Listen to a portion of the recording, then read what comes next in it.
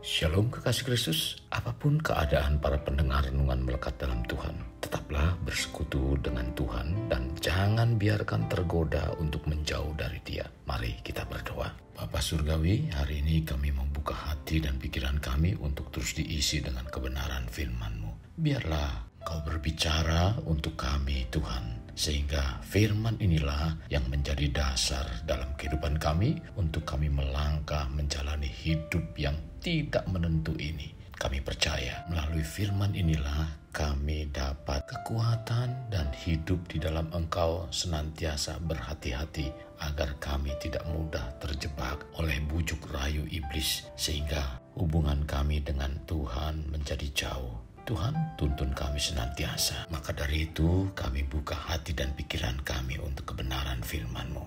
Ini doa kami dalam nama Tuhan Yesus kami berdoa. Amin. Melekat dalam Tuhan bertema memberi celah. Firman Tuhan terdapat dalam Lukas 4 ayat 13, demikian firman-Nya. Sesudah iblis mengakhiri semua pencobaan itu, ia mundur daripadanya dan menunggu waktu yang baik.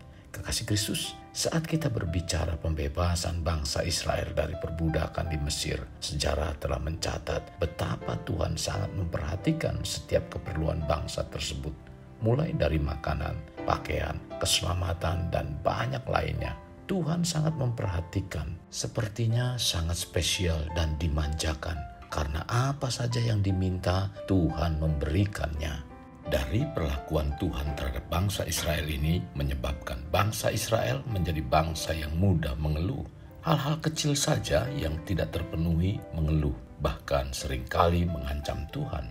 Mungkinkah seperti ini juga ada pada setiap kita? Misalnya, cuaca sedikit mendung sudah mengeluh. Kenapa mendung? Kan banyak cucian yang masih basah. Bila hujan tidak turun-turun, mengeluh juga. Kenapa tidak turun hujan? Air pompa di rumah sudah kering kerontang. Ada saja yang dikeluhkan. Sesungguhnya tanpa sadar sudah memprotes kepada Sang Pencipta dan ini sudah memberi celah kepada iblis. Sehingga apapun yang terjadi selalu merasa tidak puas. Hal ini dapat membawa kepada kita di persimpangan iman terhadap Tuhan. Alkitab mengingatkan kita tentang Tuhan Yesus dicobai oleh iblis dan Tuhan Yesus tidak memberi celah sedikit pun walau iblis mencoba untuk memutarbalikkan firman Tuhan. Ini tercatat dalam Alkitab pada Lukas 4 ayat 13. Sesudah iblis mengakhiri semua pencobaan itu, ia mundur daripadanya dan menunggu waktu yang baik. Iblis mempunyai momentum tersendiri yang khusus dan baik baginya untuk mendatangi kita dan mencuri, membunuh, serta membinasakan kita. Ia tahu kapan dan bagaimana kesempatan yang tepat untuk bisa merusak kehidupan kita. Oleh sebab itu, merupakan suatu hal yang menguntungkan bila kita mengenali saat-saat menjadi peluang, kesempatan, atau celah bagi iblis untuk menyerang kita. Sama seperti tuan rumah tahu saat mana perampok itu akan datang. Kekasih, memberi celah iblis untuk masuk dalam kehidupan kita memang sesuatu yang sangat tidak disadari sama sekali.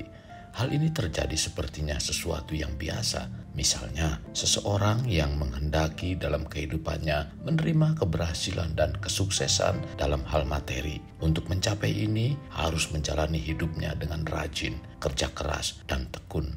Dengan menggeluti ini, tanpa sadar, hidupnya sudah memburu keberhasilan dan kesuksesan dalam hal materi ini. Pemburuan keberhasilan dan kesuksesan hidup dalam hal materi menyebabkan tidak lagi fokus terhadap keluarga atau apapun, karena hidupnya hanya fokus terhadap buruannya tersebut. Demi buruannya, hidup mulai berkeliaran kemana-mana, terlalu sibuk atau selalu menuruti keinginan daging sehingga lalai bersekutu dengan Tuhan melalui saat teduh dan doa. Menjadi suatu peluang tersendiri bagi kuasa kegelapan untuk menyerang dengan berbagai-bagai macam pencobaan.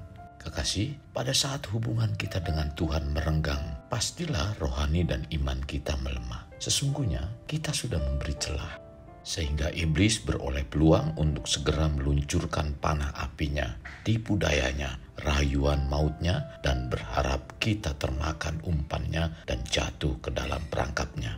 Di sini kita dapat melihat bahwa keteledoran dalam hubungan dengan Allah memberi celah dan membuka peluang lebar-lebar bagi iblis untuk masuk dan mendesak-desak kedagingan kita yang lemah ini untuk berbuat macam-macam dosa sampai ke tingkatan yang parah. Karena sekali iblis mendapat peluang dari celah yang ada dalam kehidupan untuk bisa masuk ke dalam diri kita, ia akan menghantam seluruh lini kehidupan kita dan berjuang dengan penuh keringat untuk menciptakan kekacauan sebisa yang ia dapat.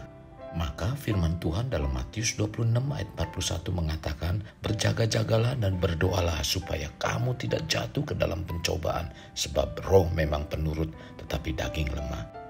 Jadi agar iblis tidak memporak-porandakan iman dan kerohanian kita, hendaknya jangan sampai memberi celah untuk iblis masuk di hidup kita. Mari kita jaga hidup kita dengan berdoa, yaitu mendekat pada Tuhan senantiasa.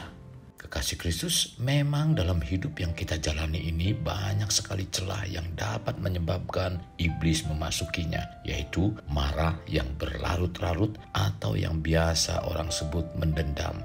Ini merupakan celah bagi iblis untuk masuk dalam kehidupan kita. Sehingga Paulus mengingatkan, apabila kamu menjadi marah, janganlah kamu berbuat dosa. Janganlah matahari terbenam sebelum padam amarahmu dan janganlah beri kesempatan kepada iblis. Tercatat dalam Efesus 4 ayat 26-27. Dendam yang terjadi terkadang kita mati-matian mempertahankan sakit hati tersebut, sehingga iblis terus meniup-niup amarah seperti nyala api yang terus berkobar. Hal ini semakin memberi peluang dan celah untuk iblis hadir dalam diri kita dan menggocok kita dengan berbagai masalah.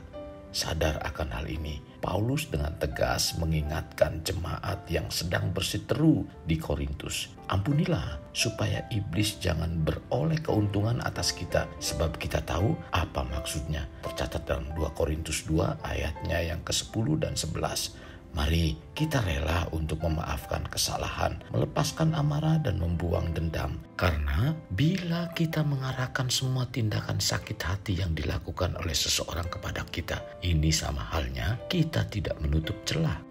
Seharusnya kita tidak memberi celah sedikit pun. Bila kita melakukan demikian, iblis tidak beroleh peluang atau kesempatan yang merugikan hidup kita. Janganlah kita berlarut-larut dalam kemarahan, sekalipun rekan kita berbuat sesuatu kesalahan kecil terhadap kita. Ketika kita tidak berlarut-larut dalam kemarahan, kita tidak memberi celah, sehingga iblis tidak beroleh kesempatan untuk menggocok kita. Kekasih Kristus, mari kita alami terobosan hidup. Untuk mengalaminya, mulailah dengan mengenal prinsip-prinsip kerajaan Allah serta menjadi warga kerajaan. Mari kita berdoa. Tuhan, terima kasih buat firman Tuhan hari ini. Memantapkan iman percaya kami agar kami semakin rapat di dalam Engkau. Semakin kami melekat di dalam Engkau. Supaya kami tidak memberi celah dalam kehidupan kami kepada iblis. Di mana kami akan dibawa dalam berbagai macam persoalan masalah. Bahkan panah api yang terus berkobar dalam kehidupan kami. Sehingga kehidupan rohani dan iman kami semakin digocok agar kami keluar dan hidup dengan penuh kebimbangan. Tuhan, terima kasih buat firman Tuhan hari ini mengajarkan kami untuk tidak memberi kesempatan sedikit pun, tidak memberi celah sedikit pun bagi iblis. Pimpin kami supaya kami tetap teguh dalam firman Tuhan. Terima kasih Tuhan buat firman-Mu, biarlah ini tertanam di dalam kehidupan kami. Dalam nama Tuhan Yesus kami berdoa. Amin. Kasih Kristus, mari kita akhiri dengan mengendahkan kedua tangan kita. Terimalah anugerah berkat dari Allah Bapa, kasih sayang daripada Yesus Kristus dan persekutuan dengan Roh Kudus yang mencurahkan berkat secara rohani, berkat secara jasmani dan berkat secara ekonomi, di mana berkat Abraham, berkat Ishak, berkat Yakub dicurahkan dan dilimpahkan dari saat sekarang sampai Maranatha tiba dalam nama Tuhan Yesus. Amin. Sampai jumpa di renungan berikutnya. Tuhan Yesus memberkati. Jangan lupa like, share, dan subscribe.